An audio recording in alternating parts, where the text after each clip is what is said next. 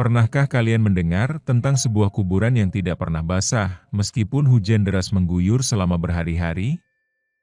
Daun-daun basah, jalanan licin, selokan meluap, tapi ada satu titik di pemakaman itu, tanahnya kering, seperti tidak pernah tersentuh air. Warga desa menyebutnya kuburan mati kering. Bukan tanpa alasan, karena di bawahnya, mungkin yang terkubur bukanlah manusia. Pak Karjo, seorang penjaga makam tua di desa itu, pernah berkata, "Nak, jangan pernah kau berani berdiri di atas kuburan itu." Tidak peduli seberapa panas siang, atau derasnya hujan, tanahnya tetap kering. Karena yang dikubur di situ menolak air, bahkan menolak bumi sendiri. Dan kisah ini adalah tentang bagaimana kutukan itu bermula. Kutukan yang lahir dari keserakahan, pengkhianatan, dan perjanjian terlarang antara manusia dan sesuatu yang tidak seharusnya diundang. Sebelum memulai kisahnya, pasang earphone-mu, biar horornya terasa lebih nyata.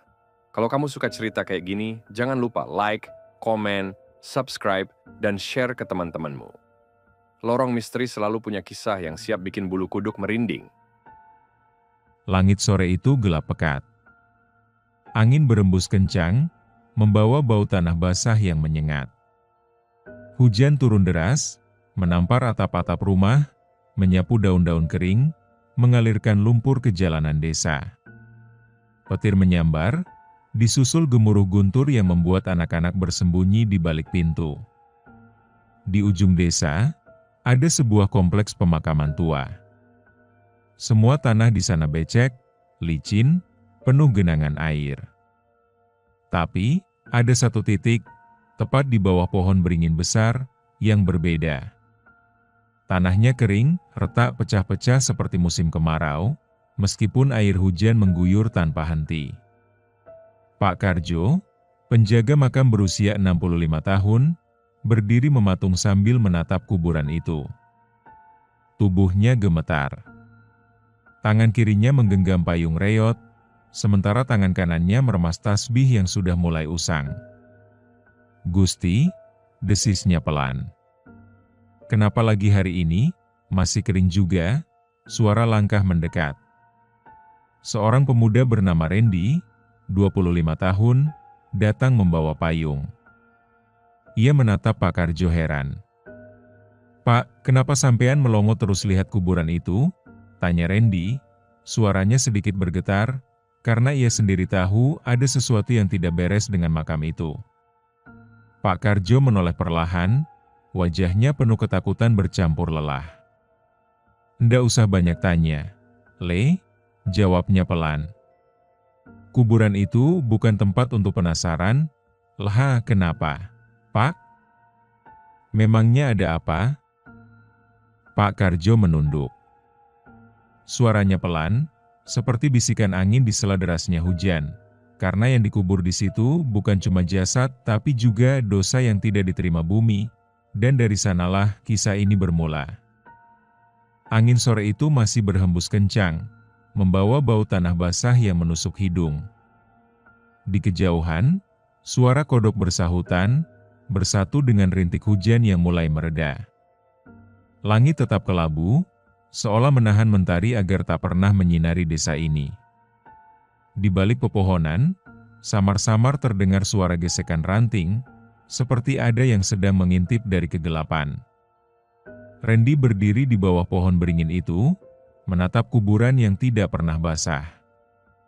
Tubuhnya menggigil, entah karena dingin atau ketakutan yang semakin menjalar ke seluruh tubuhnya. Suara Pak Karjo kembali terdengar, pelan, berat, seakan ingin membuka lembaran lama yang selama ini terkubur. "Le, kamu tahu nggak, siapa yang dikubur di situ?" Suara Pak Karjo bergetar, matanya menerawang jauh. Randy menggeleng pelan, "Enggak, Pak." "Siapa?" Pak Karjo menghela napas panjang. "Namanya Pak Raji. Dulu, waktu dia masih hidup, dia adalah orang terkaya di desa ini.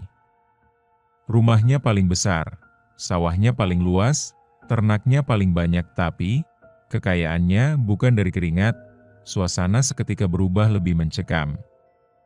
Angin berdesir pelan, membawa suara daun-daun kering yang bergesekan, seperti bisikan-bisikan yang mengintai. Pak Raji itu, dulunya cuma orang biasa. Hidup pas-pasan. Tapi sejak dia pulang dari perjalanan ke Gunung Kendil, hidupnya berubah total. Kaya mendadak. Sawah-sawahnya tiba-tiba panen berlipat-lipat, dagangannya laris manis, apapun yang dia sentuh jadi emas. Pak Karjo menatap lurus ke arah pusara kering itu. Tapi, ya itu tadi, sejak saat itu, rumahnya juga jadi aneh. Malam-malam sering terdengar suara orang menangis, kadang suara gamelan atau suara langkah kaki, padahal nggak ada siapa-siapa. Randy menelan ludah. Matanya menyusuri setiap sudut makam yang kering itu, seolah takut kalau ada sesuatu yang tiba-tiba muncul. Pak Karjo melanjutkan, dengan suara lebih lirih, orang-orang sudah lama curiga. Tapi ya, siapa yang berani ngomong? Wong dia orang paling kaya, punya kuasa. Tapi, uang itu. Kalau datangnya dari tempat yang salah pasti ada balasannya, dan benar saja, balasan itu tidak datang ketika ia hidup, tapi setelah kematiannya, bahkan sampai hari ini, bumi pun enggan menerimanya. Malam itu, langit gelap tanpa bintang. Awan hitam menggantung berat, seolah menahan hujan agar tidak jatuh, tapi juga tidak pergi. Suara-suara malam di sekitar Gunung Kendil terdengar berbeda, lebih pelan, lebih dalam, seakan seluruh hutan menahan napas. Di kaki gunung, jalanan setapak yang dipenuhi ilalang itu hanya bisa dilalui satu orang.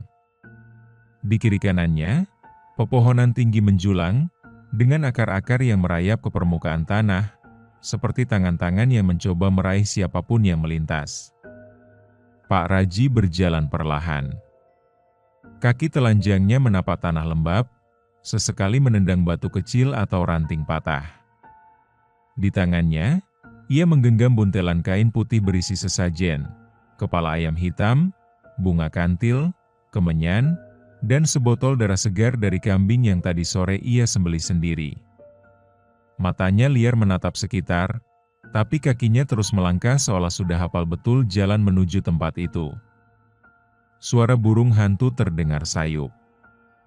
Angin berhembus dingin, membawa bau anyir bercampur bau kemenyan yang ia bakar sejak dari rumah. Tapi ada satu bau lain, bau amis, bau seperti darah yang mengering bercampur tanah basah. Akhirnya, sampailah ia di sebuah batu besar, tepat di tengah hutan.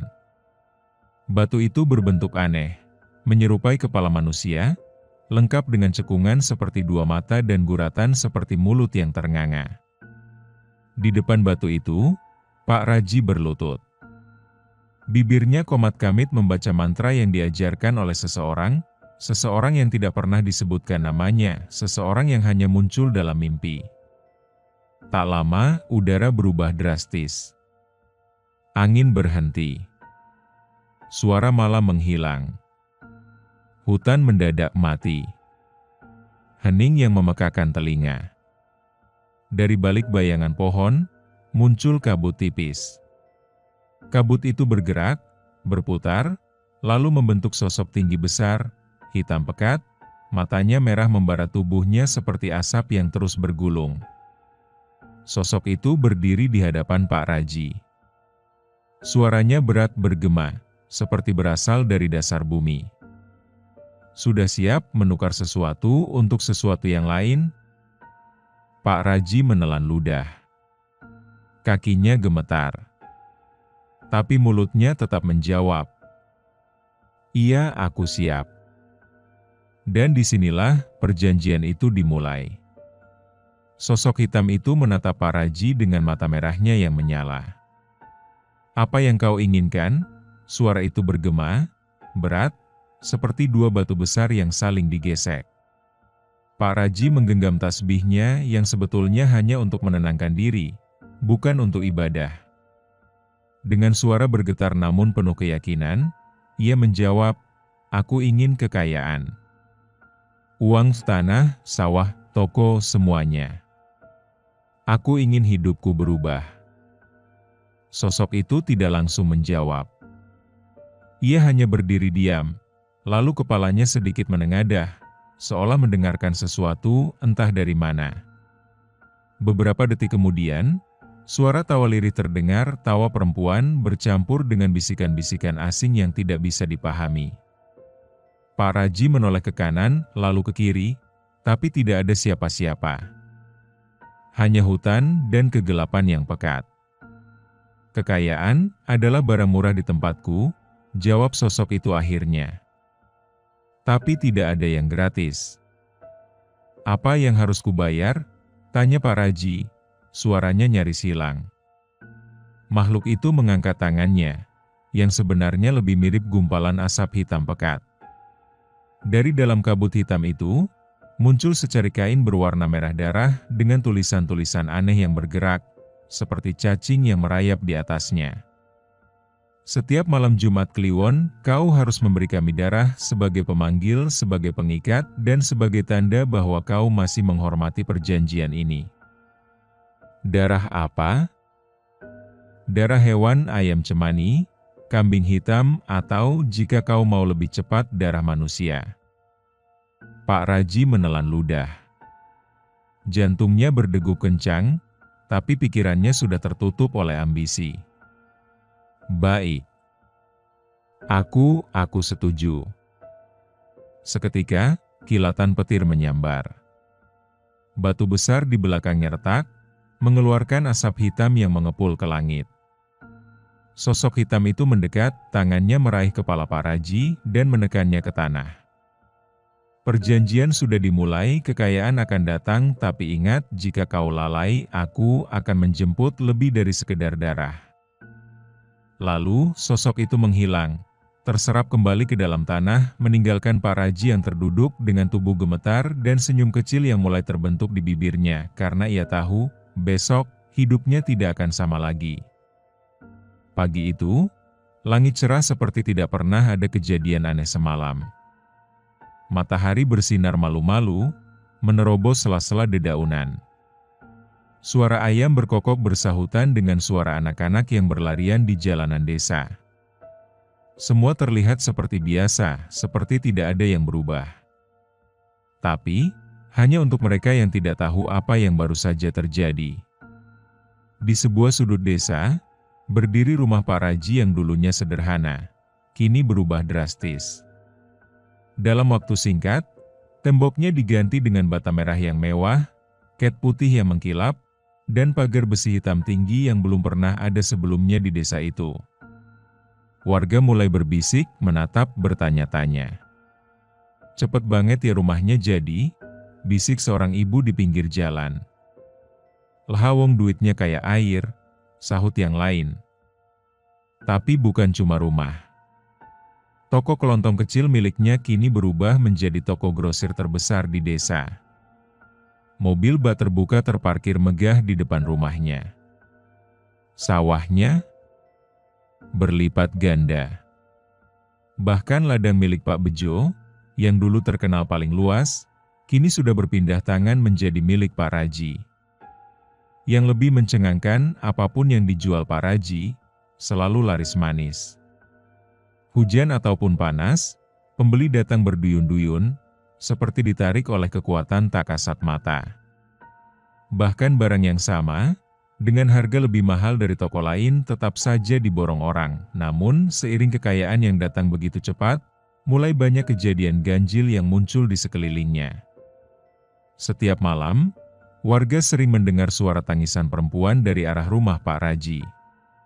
Kadang terdengar suara-suara tertawa cekikikan, atau suara langkah kaki berat berjalan mondar-mandir di atas genteng. Pak, sampean dengar suara tadi malam gak? Tanya Pak Bejo pada tetangganya. Dengar? Jo, kok ngeria? Kayak suara orang nyeret rantai, jawabnya, sambil melirik ke arah rumah Pak Raji dengan wajah was-was. Tapi anehnya, tidak ada yang berani menegur. Semua memilih diam. Mereka tahu, sejak perjanjian itu dimulai, aura rumah itu sudah berbeda. Ada sesuatu yang tidak lagi berasal dari dunia ini. Kehidupan Pak Raji berubah total. Setiap hari, ada saja uang yang mengalir ke kantongnya. Sawahnya selalu panen lebih banyak dari petani lain. Dagangannya tidak pernah basi, tidak pernah rugi. Bahkan ayam dan kambingnya berkembang biak dengan kecepatan yang tidak wajar. Namun, perubahan itu tidak hanya pada hartanya. Sikapnya pun ikut berubah. Dari yang dulu ramah, jadi arogan. Dari yang dulu ringan tangan membantu, jadi kejam dan serakah. Siapapun yang berutang padanya, akan dicekik dengan bunga mencekik. Kalau tidak mampu bayar, jangan harap bisa hidup tenang. Ia akan dengan mudah menyita rumah, sawah, bahkan ternak tanpa ampun. Kowe mikir hutangi eso lunas nganggo doa? Orai eso. Donya iki butuh duit, dudu doa.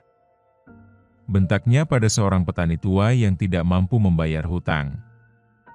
Warga mulai takut. Tapi tidak bisa apa-apa. Pak Raji sekarang terlalu berkuasa. Bahkan kepala desa pun enggan menegur. Semua tahu ada sesuatu yang melindunginya. Namun bersamaan dengan kekayaan itu, tanda-tanda petaka mulai muncul. Beberapa pembantu yang bekerja di rumahnya tiba-tiba jatuh sakit tanpa sebab. Ada yang tubuhnya tiba-tiba membiru, ada yang muntah darah, dan ada juga yang meninggal dengan tubuh kaku, mulut menganga, mata melotot, seperti melihat sesuatu yang sangat menakutkan sebelum mati.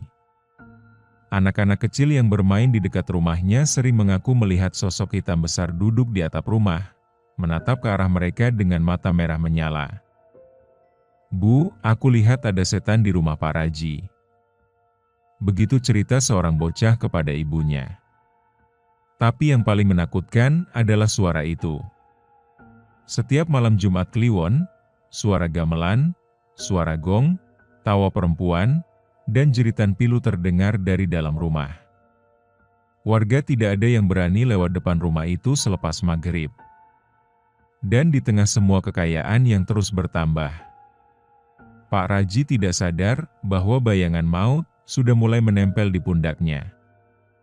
Karena perjanjian itu bukan hanya tentang memberi, tapi juga tentang menagih dengan cara yang tidak pernah bisa ditebak oleh manusia. Malam itu, bulan terlihat separuh. Kabut tipis mulai turun, menyelimuti desa dengan hawa dingin yang menusuk hingga ke tulang. Angin berembus pelan, membawa bau anyir, bau amis yang tidak berasal dari darah, tapi dari sesuatu yang lebih tua, lebih busuk, lebih kelam. Di dalam rumah megah milik Pak Raji, lampu-lampu mulai redup.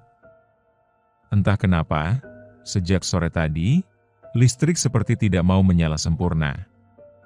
Berkedip-kedip, kadang mati, kadang menyala sendiri. Di ruang tengah, Pak Raji duduk bersila. Di depannya, tersaji sesajen, kepala ayam cemani, bunga 7 rupa, dan kendi berisi darah segar. Biasanya, malam Jumat Kliwon adalah malam ritual. Malam untuk memperbarui perjanjian. Malam untuk membayar apa yang sudah dijanjikan. Tapi malam itu berbeda. Pak Raji hanya menatap sesajen itu dengan tatapan kosong. Wajahnya pucat. Napasnya berat. Ada rasa enggan, rasa malas, dan sedikit rasa sombong. Di dalam hati kecilnya, ia mulai berpikir, apa benar aku harus terus begini? Masa aku, orang sekaya ini, masih harus kasih tumbal terus? Wong sekarang aku sudah punya segalanya, mereka butuh aku, bukan aku yang butuh mereka lagi. Ia menepis pikiran itu sebentar. Tapi lama-kelamaan, pikiran itu tumbuh menjadi keyakinan. Malam ini, ia memutuskan tidak akan melakukan ritual. Sudahlah, cuma sekali ini nggak apa-apa. Besok-besok lagi dilanjut, bisiknya pada diri sendiri. Di luar, angin mendadak berhenti. suara jangkrik yang biasanya ramai hilang. Sunyi. Hening yang mencekam.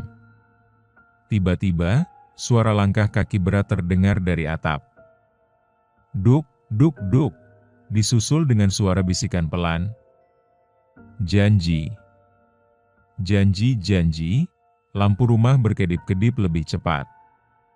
Tirai jendela berkibar sendiri meskipun semua pintu tertutup rapat.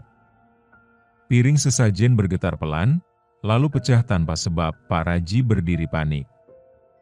Dadanya mulai sesak. Telinganya berdenging.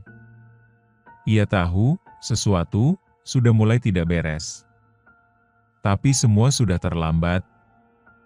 Perjanjian tidak pernah boleh dilanggar, bahkan sekalipun. Malam itu adalah malam pertama sejak bertahun-tahun ia tidak melakukan ritual. Ia tidak menyembelih ayam, tidak menyiramkan darah di batu pemanggil, tidak menyalakan dupa, dan tidak mengucapkan mantra seperti biasanya. Cuma satu malam, apa sih yang bakal terjadi? Pikir Pak Raji. Tapi, ternyata sesuatu yang besar sedang menunggu. Selepas tengah malam, Pak Raji terbangun karena suara gaduh dari loteng. Bukan hanya suara langkah, tapi juga suara tertawa cekikikan tangis bayi dan suara-suara yang tak bisa ia pahami. Suara seperti ratusan orang berbicara serempak dalam bahasa asing yang kacau. Astagfirullah, apa ini? Pak Raji berdiri, tubuhnya gemetar. Tiba-tiba, lampu ruang tamu pecah satu persatu. Cermin besar di ruang tengah retak, lalu pecah menghujani lantai dengan serpihan tajam. Pintu kamar depan terbanting sendiri. Tirai-tirai melayang seperti ada yang menariknya dari luar. Dan di sudut ruangan mulai muncul bayangan hitam. Bayangan yang makin lama makin jelas menyerupai tubuh tinggi besar, kepala botak tapi tidak memiliki wajah. Tubuhnya seperti asap pekat, tapi pekatnya lebih hitam dari malam itu sendiri. Janji. Suara itu bergema menghantam gendang telinga Pak Raji hingga ia terjatuh sambil menutup telinganya. Ampun, ampun, aku besok kasih lagi, jangan sekarang, aku salah aku. Tapi bayangan itu tidak mau mendengar. Tubuhnya melayang cepat, menembus dinding, menabrak lemari, menghancurkan vas, dan akhirnya berdiri tepat di depan Pak Raji. Dari bagian kepala bayangan itu, mulai muncul dua titik merah menyala mata. Mata yang menatap lurus, tajam, penuh dendam. Dari mulutnya, yang tiba-tiba muncul, terurai gigi-gigi tajam seperti belati. Darah atau nyawa. Tangan hitamnya melayang ke leher Pak Raji, mencengkeram kuat. Pak Raji mencoba berteriak, tapi suaranya seakan tercekat di tenggorokan. Tubuhnya menggigil, matanya membelalak. Tiba-tiba, semua lampu padam. Gelap total. Dan jeritan panjang terdengar malam itu menggetarkan seluruh desa. Warga yang mendengar tidak berani keluar rumah. Mereka hanya saling pandang, saling berdoa dalam hati, berharap apapun yang terjadi, tidak ikut menyeret mereka ke dalamnya. Karena mereka tahu malam itu, makhluk itu sedang menagih. Pagi itu, langit desa mendung berat. Udara terasa lebih dingin dari biasanya. Kabut tipis masih menyelimuti jalanan tanah yang becek. Suara ayam pun terdengar malas, seakan enggan memulai hari. Di tengah sepi, terdengar suara gaduh dari arah rumah Pak Raji. Beberapa tetangga mulai berdatangan. Mereka berdiri ragu-ragu di balik pagar, tidak berani masuk. Wajah mereka pucat, campuran antara penasaran dan ketakutan. Pak Raji. Pak, teriak Pak Bejo sambil mengetuk pintu pagar besi yang terkunci. Tidak ada jawaban. Namun dari balik jendela, tirai berkibar pelan lalu, terlihat sesosok bayangan melintas cepat. Suara ketukan dari dalam rumah, seperti benda berat yang jatuh. lalu hening begitu saja. Busri, istri Pak Raji, keluar dengan langkah tergesa. Wajahnya pucat. Matanya sembab seperti habis menangis. Napasnya terengah, tangannya gemetar sambil membuka pintu pagar. Cepetan, tolong, tolong. Pak! Pak Raji. Pak Raji. Suaranya bergetar, panik, setengah berteriak. Warga yang tadi ragu-ragu, kini mulai berani masuk. Mereka berlarian menuju ruang tengah. Dan, di sanalah mereka menemukan pemandangan yang tak akan pernah mereka lupakan seumur hidup. Tubuh Pak Raji tergolek di lantai. Matanya melotot. Mulutnya menganga lebar seperti ingin berteriak, namun tidak sempat keluar suara. Tubuhnya membiru, membengkak, urat-urat di lehernya menonjol seakan dicekik sesuatu yang sangat kuat. Di sekeliling tubuhnya, lantai penuh dengan pecahan kaca, serpihan cermin, dan bercak darah di beberapa sudut dinding.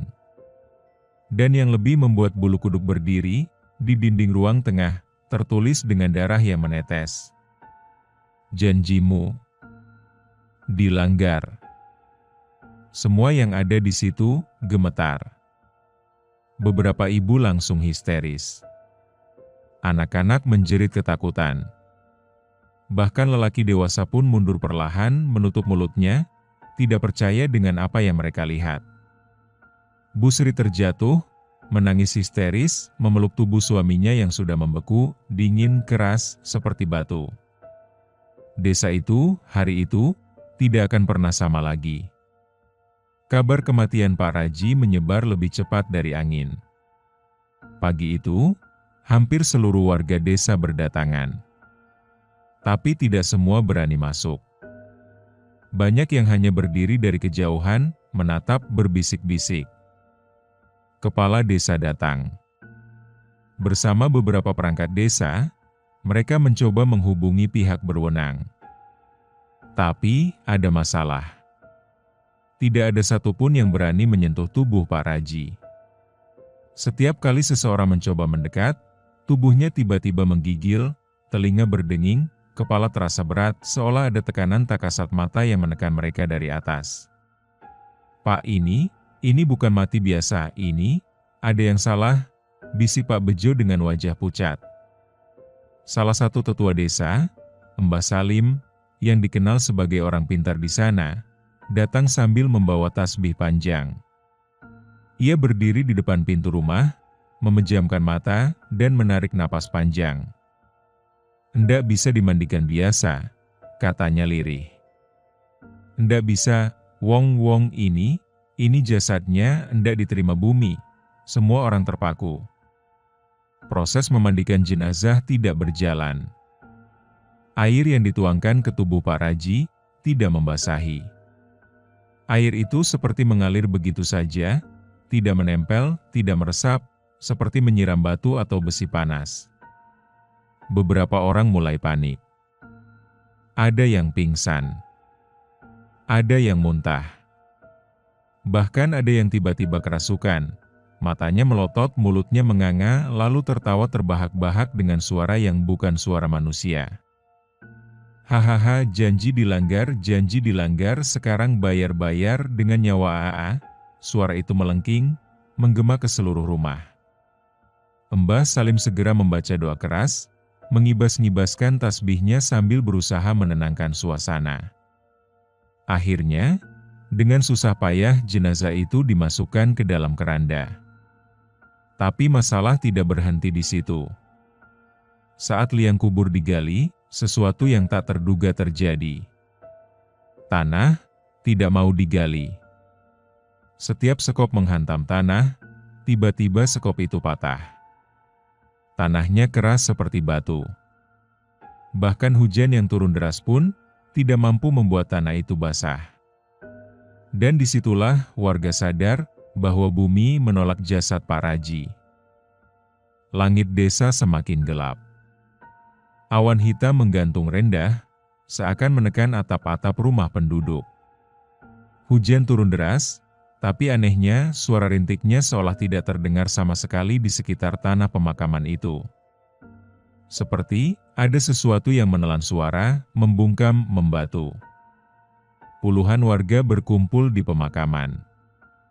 Wajah mereka tegang, sebagian memegang payung, sebagian membiarkan tubuhnya basah kuyup. Tapi tak satu pun dari mereka berniat mundur, rasa takut mereka tertahan oleh rasa penasaran, juga oleh kewajiban sebagai tetangga untuk mengantarkan jenazah ke liang lahat. Tapi apa yang mereka saksikan sungguh di luar nalar. Gali demi gali, sekop demi sekop tanah itu tidak bisa dibuka. Setiap sekop menghantam tanah, bunyinya seperti memukul batu. Bahkan, beberapa cangkul patah. Aneh, karena ini bukan tanah keras, ini adalah pemakaman yang sehari sebelumnya masih lunak, dipakai mengubur warga yang meninggal biasa.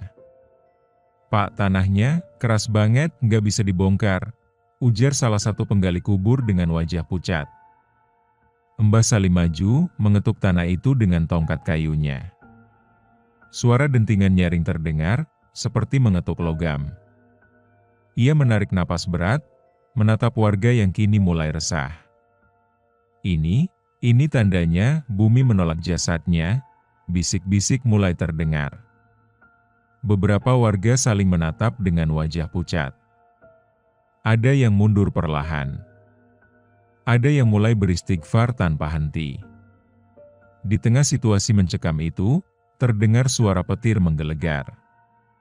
Angin berhembus kencang, seolah ada sesuatu yang berputar mengelilingi area pemakaman. Daun-daun beterbangan, ranting patah berjatuhan.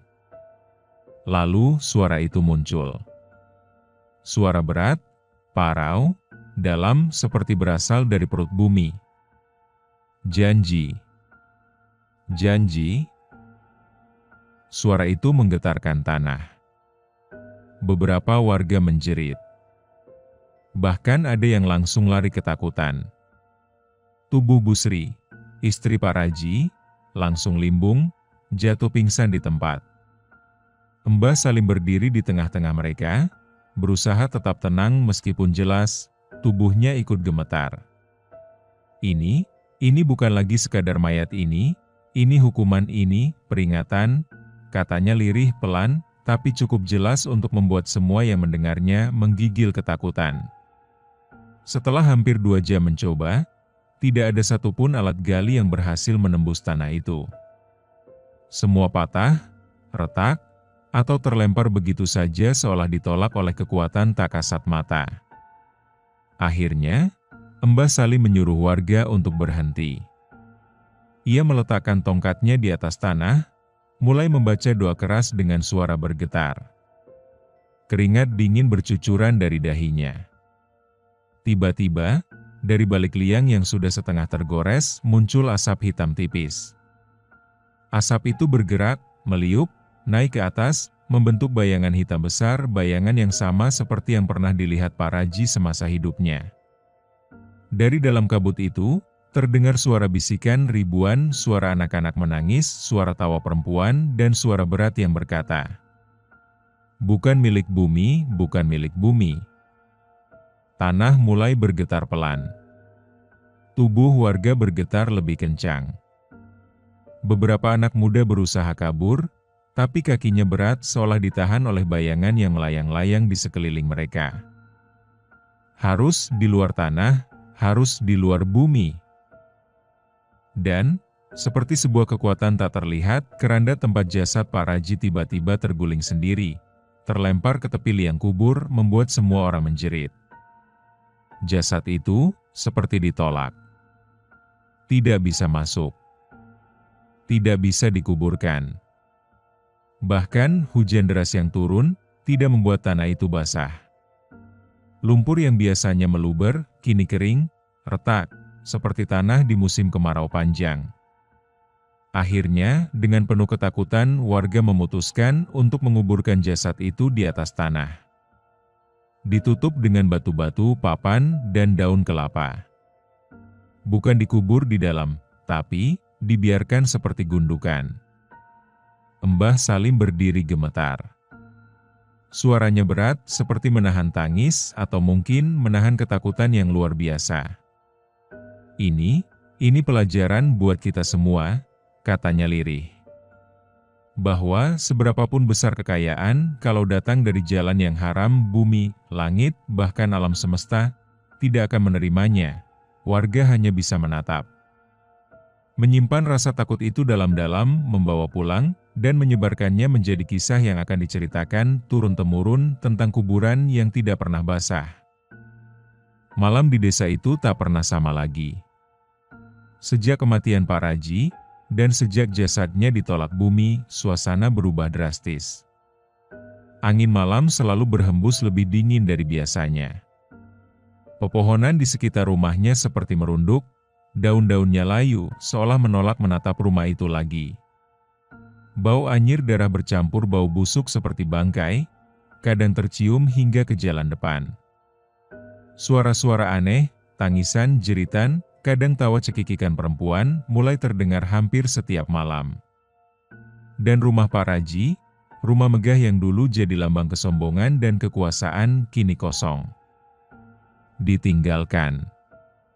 Semua pintu dan jendela tertutup rapat. Tapi anehnya, setiap orang yang melintas selalu melihat tirai jendela bergoyang, seolah ada yang mengintip dari dalam. "Bu, tadi saya lihat ada orang berdiri di dalam rumah itu, tapi, kepalanya nggak ada," cerita seorang bocah dengan wajah pucat kepada ibunya. Bukan hanya rumah itu yang jadi sumber ketakutan, tapi juga makamnya. Kuburan yang tidak pernah basah itu, berubah menjadi tempat yang dijauhi semua orang. Tidak ada rumput yang tumbuh di atasnya. Tanahnya retak seperti terpanggang api, meskipun hujan turun nyaris setiap hari. Warga yang rumahnya dekat dengan makam itu mengaku sering mendengar suara langkah kaki berat seperti diseret suara benda jatuh atau bisikan pelan yang terdengar tepat di telinga mereka. Bayar, bayar, bayar. Beberapa warga bahkan mengaku didatangi dalam mimpi. Sosok Pak Raji dengan tubuh membengkak, kulitnya menghitam, matanya melotot, menatap tajam, lalu berkata, "Tolong, tolong aku, tolong kubur aku, tolong, tolong." Tapi, setiap mereka mencoba membantu dalam mimpi itu, tanah tiba-tiba terbuka, muncul tangan-tangan hitam yang menarik mereka ke bawah, ke lubang hitam pekat tempat jeritan dan tangisan tak pernah berhenti. Dan ketika mereka terbangun, tubuh mereka dipenuhi lebam, luka cakaran, seperti habis berkelahi dengan sesuatu yang tidak kasat mata. Kutukan itu sudah terlanjur dilepaskan.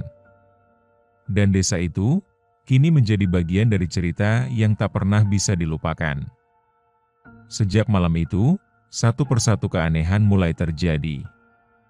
Salah satu tetangga terdekat, Pak Jumadi, mendadak sakit keras.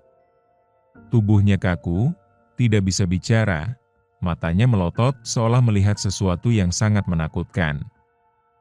Ia hanya bisa gemetar, menggigil, dan terus menyebut, "Ojo, ojo, ojo nyedaki, jangan, jangan dekati."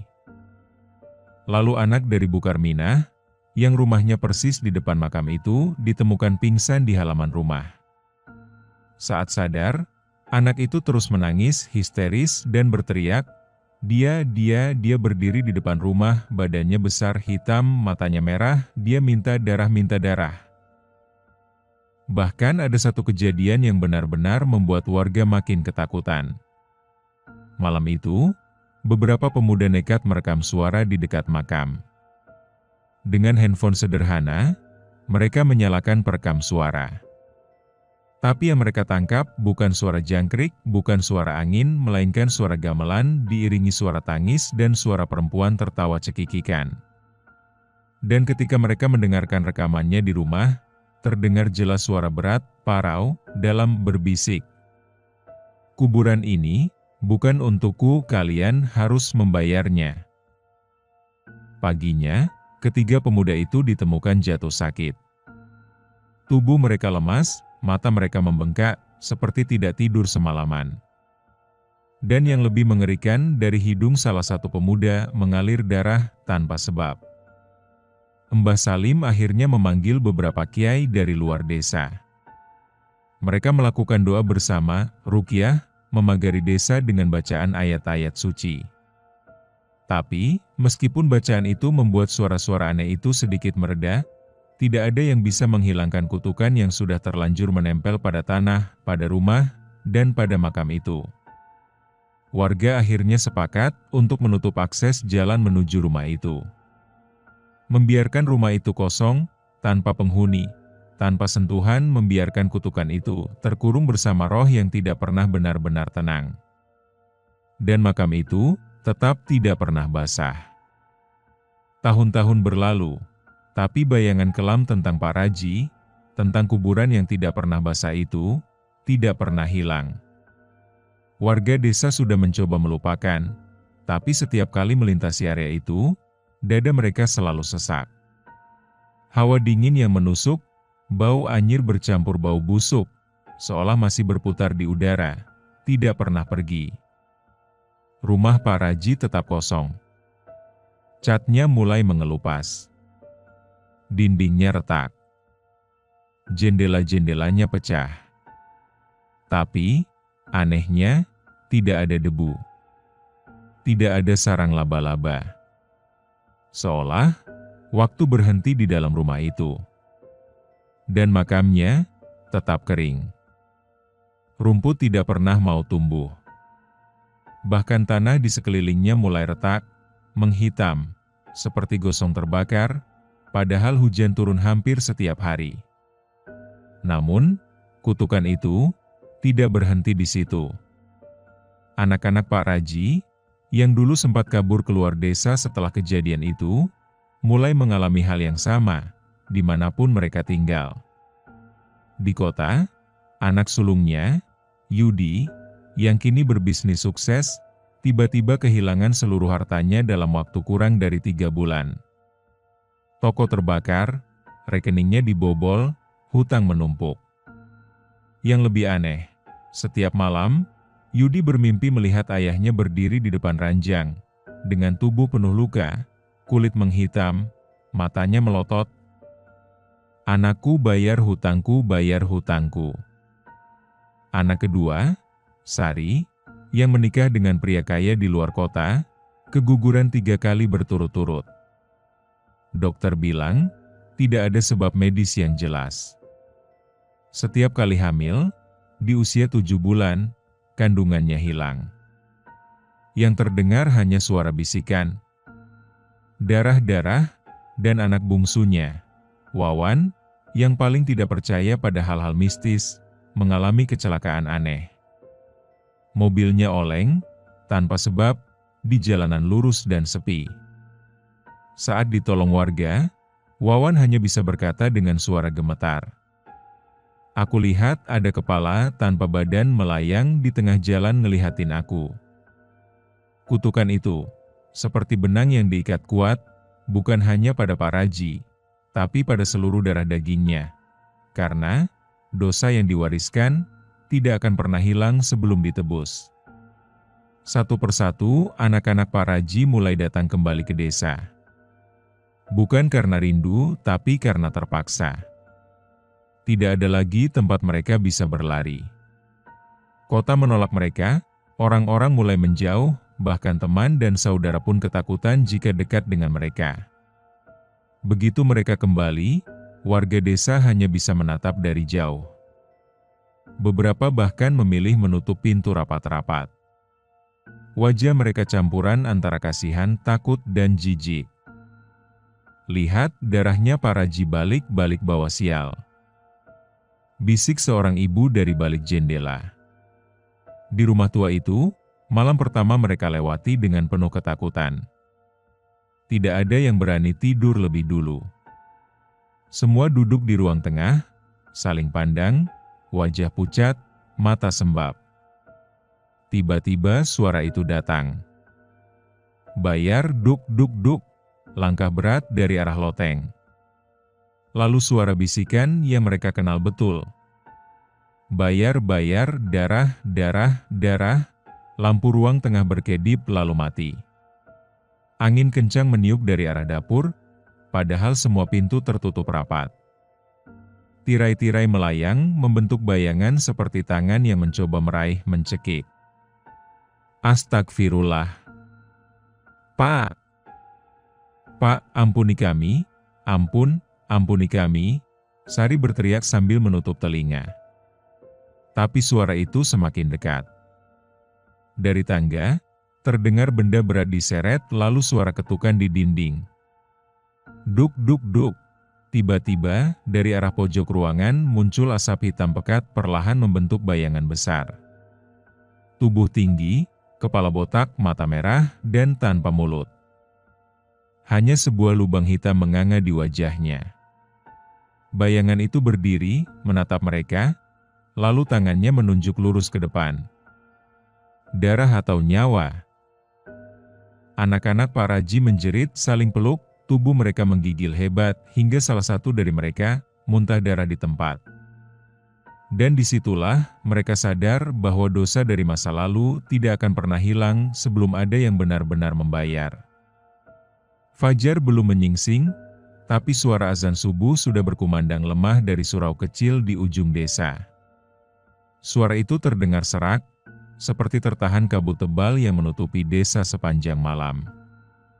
Hawa dingin menusuk sampai ke tulang. Embun tidak sekedar menempel, tapi seperti menyelimuti, membuat napas terasa berat, sesak, seolah ada sesuatu yang menekan dada. Di dalam rumah tua milik Pak Raji, suasana jauh dari kata damai. Dinding-dindingnya bergetar, langit-langitnya seolah hendak roboh, dan kaca-kaca jendela bergetar seperti diketuk dari luar berkali-kali, cepat tanpa jeda. Suara-suara itu kembali datang, lebih banyak, lebih jelas. Jeritan, tangisan, tawa cekikikan, suara gamelan gong, dan suara bisikan berat yang terus memanggil. Darah, janji, bayar, 3 bersaudara, Yudi, Sari, dan Wawan, sudah terduduk lunglai di lantai. Mata mereka bengkak, wajah pucat pasi, tubuh menggigil hebat. Sepanjang malam mereka tidak bisa tidur, tidak bisa berdoa dengan benar, bahkan untuk berdiri pun tubuh rasanya seperti ditahan berat dingin, seperti ada tangan-tangan tak kasat mata yang menempel di seluruh tubuh mereka. Kita nggak bisa kabur, kita harus selesaikan ini sekarang. Bisik Yudi dengan suara yang hampir tidak terdengar. Di luar, terdengar langkah kaki. Bukan 1, bukan 2, tapi puluhan. Tapi anehnya, tidak ada satupun wujud manusia di luar sana. Hanya suara langkah, dan bayangan-bayangan hitam yang melayang, saling bergerak, berputar, mengelilingi rumah. Lalu, terdengar suara keras seperti gemuruh, bumi bergetar, disusul suara ledakan petir membelah langit. Brak! Pintu depan terbuka sendiri, terhempas ke dinding. Angin dingin menerjang ke dalam rumah, membawa bau busuk, bau darah, bau tanah basah bercampur bangkai. Dan, di tengah-tengah pusaran angin itu, sosok itu muncul. Tinggi, besar, tanpa wajah, hanya 2 mata merah menyala dan rongga hitam menganga di tengah kepala. Tangannya perlahan terangkat, menunjuk mereka bertiga. Waktumu habis. Tubuh Yudi gemetar, tapi ia memaksa dirinya berdiri. Kita harus minta maaf pada semua, Sari berlutut sambil menangis histeris. Wawan hanya bisa beristighfar, sambil memegangi dadanya yang seperti diremas. Mbah Salim yang sudah mendengar apa yang terjadi, datang terburu-buru. Dengan tongkatnya, ia berdiri tepat di depan pintu. Nafasnya berat, tapi matanya tajam. Ia tahu, ini adalah klimaks dari kutukan yang diwariskan. Kalian semua berdiri. Ikuti saya sekarang juga, teriak Mbah Salim. Dengan susah payah, 3 bersaudara itu mengikuti. Mereka berjalan ke arah kuburan, ke makam yang tidak pernah basah. Kabut makin tebal, langkah kaki mereka berat, tapi mereka harus menyelesaikan ini. Sesampainya di makam, Mbah Salim mulai menancapkan tongkatnya ke tanah keras itu. Ia membaca doa dengan suara lantang. Air matanya jatuh. Sambil menghadap ke langit, ia berkata keras, "Ya Allah, saksikanlah mereka datang bukan untuk sombong, bukan untuk menantang, tapi untuk mengakui dosa-dosa yang diwariskan pada mereka. Ampuni, ampuni, ampuni." 3 bersaudara itu jatuh bersujud di depan makam ayahnya yang retak, hitam, dan kering. Mereka menangis sejadi-jadinya. "Ayah, ayah, maafkan kami akui dosa ini, kami akui, kami sadar semua harta, semua kesombongan, semua darah yang tertumpah, semua janji yang dilanggar, kami mohon lepaskan kutukan ini." Tiba-tiba, suara gemuruh terdengar. Tanah mulai bergetar. Langit menjadi gelap lalu hujan turun deras sekali, seperti air yang tidak pernah turun selama puluhan tahun. Dan untuk pertama kalinya, tanah itu basah. Air hujan meresap. Retakan tanah mulai tertutup. Bau busuk itu hilang perlahan. Bayangan-bayangan hitam yang tadinya berputar perlahan mengecil, memudar, lalu hilang. Suara-suara aneh berhenti, desa kembali sunyi. Sunyi, tapi bukan sunyi yang mencekam. Sunyi yang damai. Untuk pertama kalinya setelah bertahun-tahun damai. Mbah Salim duduk lemas. Ia tersenyum, meski tubuhnya gemetar. Sudah selesai, sudah. 3 bersaudara itu menangis bukan lagi karena takut tapi lega. Dan makam itu yang dulu kering, hitam, dan retak kini tertutup rumput hijau. Basah. Seperti makam-makam lainnya. Akhirnya, bumi menerima jasad yang pernah ia tolak. Pesan moral cerita ini adalah, keserakahan, dosa, dan janji yang dilanggar bukan hanya menghancurkan diri sendiri, tapi juga menimpa generasi berikutnya. Kekayaan yang tidak halal hanya membawa kutukan.